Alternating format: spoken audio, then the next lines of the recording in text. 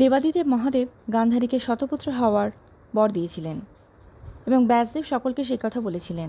যথাকালে গান্ধারী গর্ভবতী হয়েছিলেন, কিন্তু 2 বছর ধরেই তিনি গর্ভবতী ছিলেন, তার কোনো সন্তান ভূমিষ্ঠ হয়নি। এদিকে কুন্তির একটি পুত্র হয়েছে জেনে তিনি অধীর ও ঈর্ষান্বিত হয়েছিলেন। এদিকে 2 বছর ধরে গান্ধারী গর্ভবতী, এই ব্যাপারটাকে ধৃতরাষ্ট্র ঠিক মেনে নিতে পারছিলেন না, যার কারণে তিনি একটি কাণ্ড করেন। সেই পয়েন্টে আমরা পরে আসব। এইদিকে ধৃতরাষ্ট্রকে না জানিয়ে গান্ধারী তার গর্ভে যা আছে তাকে বার করলেন। দেখা গেল সেটি একটি মাংসপিণ্ড। যখন তিনি সেটি ফেলে দিতে যাচ্ছিলেন তখন ব্যাসদেব এসে হাজির হলেন, কারণ সত্যবতী এবং অম্বিকা অম্বালিকা তাকে আহ্বান করেছিলেন।